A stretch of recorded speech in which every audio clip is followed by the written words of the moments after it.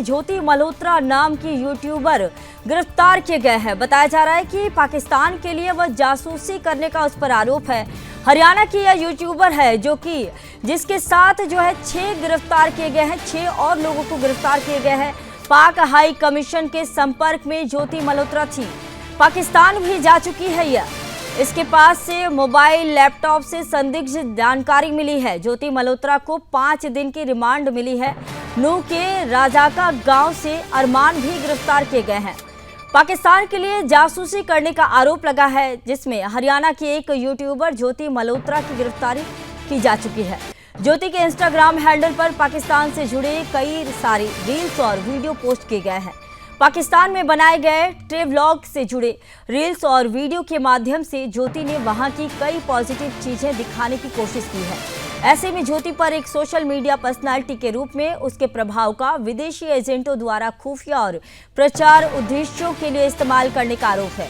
ज्योति पर पाकिस्तानी खुफिया एजेंटों को संवेदनशील जानकारी देने का गंभीर आरोप लगा है। जानकारी के मुताबिक साल 2023 में ज्योति मल्होत्रा ने कमीशन के माध्यम से पाकिस्तान वीजा प्राप्त किया था और वह वहां गई थी। इसी दौरान पाकिस्तान हाई कमीशन में कार्यरत एक कर्मचारी दानिश ने उनके करीबी संबंध बन गए। सूत्रों का कहना है कि यहीं से उनके पाकिस्तानी खुफिया एजेंसियों से संपर्क शुरू हुए। ज्योति मल्होत्रा से पूछताछ की जा रही है और यह जानने की कोशिश की जा रही है कि उनके संपर्क में और कौन कौन से लोग शामिल हैं, और साथ ही यह भी जांच की जा रही है कि क्या उन्होंने पैसे या किसी अन्य लाभ के लिए यह सूचनाएं साझा की। बता दें कि हरियाणा पुलिस ने आईएसआई के लिए जासूसी करने के आरोप में कुल 6 लोगों को गिरफ्तार किया है, जिसमें कि यूट्यूबर ज्योति मल्होत्रा भी शामिल हैं।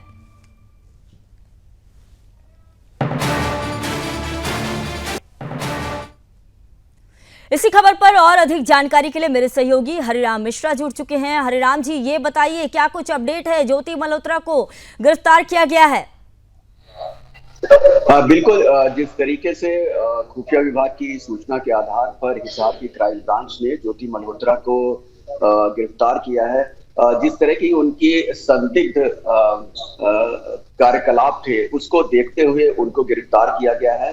अब हिसार की क्राइम ब्रांच के पास ये पूरी जांच सौंपी गई है और ये पता लगाने की कोशिश की जा रही है कि ज्योति मल्होत्रा जो है किन किन लोगों के संपर्क में रही है, उसका जो मूल काम है वो किस तरीके का रहा है। जिस तरीके से खुफिया एजेंसियों की सूचना के तौर पे जो FIR दर्ज की गई है उसमें साफ कहा गया है कि वो पाकिस्तान हाई कमीशन के जो एजेंट था, जासूस था, दानिश उसके संपर्क में रही है। उसकी मदद से वो कई बार पाकिस्तान भी जा चुकी है। तो तमाम जो मामले अब सामने आ रहे हैं उसके आगे अब ये जांच एजेंसियों की कोशिश है कि ज्योति मल्होत्रा के संपर्कों को खंगाला जाए कि उसके जरिए जो है और कितने लोग हैं जो इस तरह के कामों में, देश विरोधी गतिविधि में शामिल रहे हैं। हरिराम जी, क्या लग रहा है कि क्या ज्योति को किसी प्रकार की आर्थिक सहायता या फिर किसी प्रकार का कोई लाभ मिला हो, कोई लाभ दिया गया हो पाकिस्तान की तरफ से? ऐसी कुछ जानकारी आ रही है क्या?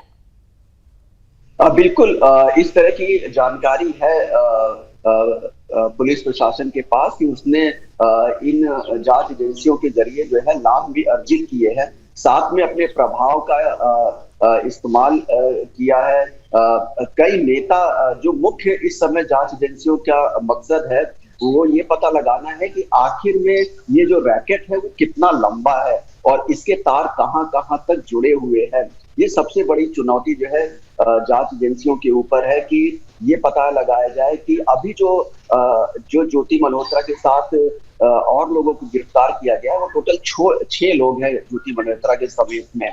इसमें कैथल का देवेंद्र ढिल्लो है, जिसको भारत के कई इंपॉर्टेंट जगहों के फोटोग्राफ जो है पाकिस्तान की ISI एजेंसी को भेजने के आरोप है। इसी तरीके से पानीपत से एक व्यक्ति पकड़ा गया है, अरमान जो है नूह से पकड़ा गया है। तो अब ये पता लगाया जा रहा है कि क्या इन लोगों के किसी हाई प्रोफाइल आदमियों से भी, भारत के किसी हाई प्रोफाइल आदमियों से भी संपर्क रहे हैं, क्योंकि जिस तरह के इनके कार्यकलाप रहे हैं, जिस तरह की गतिविधियां रही है वो कई और इशारा करते हैं।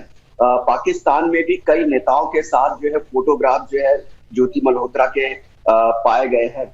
उससे भी ये अंदाजा लगाया जा सकता है कि हिंदुस्तान में भी तो कहीं ऐसा नहीं है कि कई अधिकारी हो या फिर कोई नेता हो जो इनसे जुड़े हो और इनको जो जी, बहुत बड़ी बात आपने सूचनाएं कही कि कहीं भारत में तो कोई ऐसा नहीं बैठा है जिसके सहयोग से वो ऐसा कर रही है। हरिराम जी, ये बताइए कि आखिर ज्योति को किस आधार पे, यानी कि क्या ऐसे सुराग मिले जिसके बाद ज्योति पर ये कार्रवाई की गई और उसके ऊपर संदेह हुआ पुलिस प्रशासन को? देखिए, जो सबसे बड़ा सुराग था वो तो दानिश ही था, जिसको कि भारत सरकार ने उसको जासूसी की गतिविधियों में पाए जाने से देश छोड़ने का आदेश दे दिया गया। जब उसके मोबाइल फोन और जो उसके इलेक्ट्रॉनिक डिवाइसेस है उसकी जांच हुई तो उसमें ये सब भी नाम सामने आए, और जब इनसे बाकायदे पूछताछ हुई जिस तरीके से कल हिसार में ठीक है हरिराम जी, बहुत बहुत धन्यवाद, आपने पूरी जानकारी दी।